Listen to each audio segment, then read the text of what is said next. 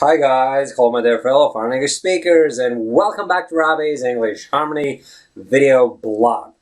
Today is Sunday, and I actually hope to record, edit, and publish this video today. So today is the 14th of August. It's pretty much mid-August, and I gotta tell you guys, the time is just flying by. I just remember June, early June, as yesterday, I was finishing my course. I was doing the second IT course, Network Plus it was called, to be more specific.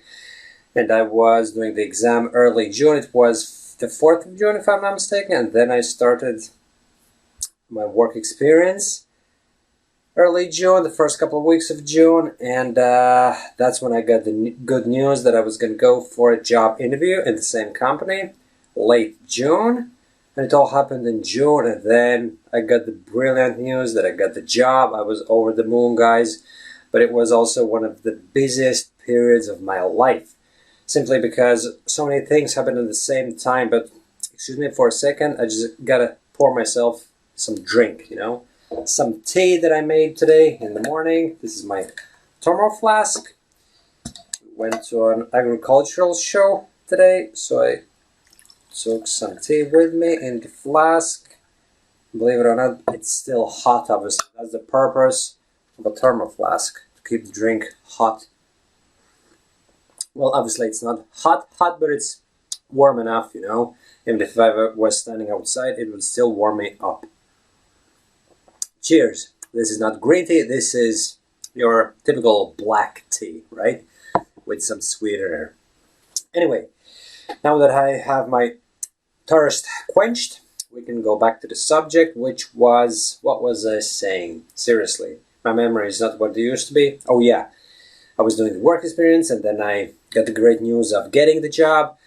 And that was the busiest period of my life because I had to start in my new job, and there was so much to learn, guys, you would not believe.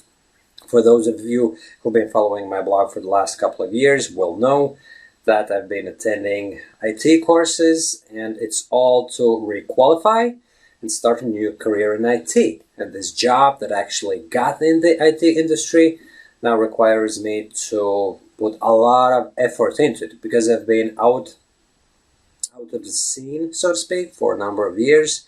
So I have to do a lot of catching up, There's so much new technology out there and everything, and I gotta do my best to stand up to the game. So the learning curve is rather steep, and it's quite busy. And a week and a half in the job, I actually started taking calls. So it's kind of a call center environment, but it's not your typical call center. It's more technical. I'm actually an engineer, so we do take people's calls, but they're not residential customers, It's not your typical internet customer calling in, complaining about the internet not working, and then you're telling them to restart a modem or something like that. I gotta look after businesses. They're actually companies that call in with specific problems in relation to their IT equipment, and then I have to most likely remote into their remote, is that a real verb? Remote in or remote connect? I don't really know what the exact industry term is. That's something that I'm gonna have to look into, right? After recording this video. This is how you improve your vocabulary and phraseology, by the way. You just say something, you're not really sure what way it's to be said, and then you look it up later on, right? So whether you remote into the customer system or remote connect to the customer system. Anyway, what we use is we take the actual tool, which is called WebEx, and then we just say WebEx into the customer's system, right? Simple as. Anyway, there's a lot of learning, so my head is like that, at the end of the working day, and I'm really drained. And then I had to look after my Fluency Star students, because I was finishing off with a few of them, and unfortunately I'm not in a position to continue the program. It is what it is, guys. I was enjoying it for a year and a half, pretty much, and I truly enjoyed working with my students and getting to know people, and I learned a lot. I learned an awful lot in the process myself. But everything that is good has to end sometime, you know, at some stage. So I just had to make the judgment call and discontinue the Fluency Star coaching program for the simple reason that I'm just not able. You know, when I come home from work, it's very late at night, so all I can do is just respond to my emails. You know, it's you guys sending in questions and queries about English fluency improvement and all, and also my customers who've purchased the English Harmony system, and then they have further questions about it, and then obviously I have to do some video recording, just like I do now, editing, uploading, publishing, all that kind of stuff, you know, responding to comments on my blog. And the other day I discovered that something had happened to all my blog posts where there's YouTube videos embedded, and they weren't showing up. So I pretty much spent the entire day yesterday fixing that problem, but I could only fix probably something like 50 links, but there's hundreds upon hundreds of articles, you know, so it's going to take me a while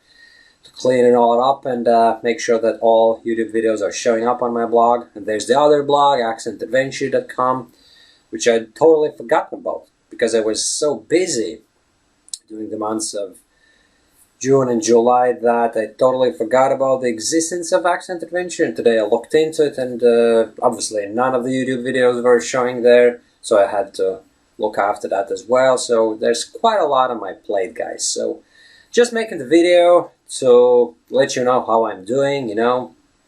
And the one thing I can say for sure, guys, is that I will never leave the English Harmony enterprise, if I can say so. Obviously, it's just a small-time blog. It's no big deal, you know.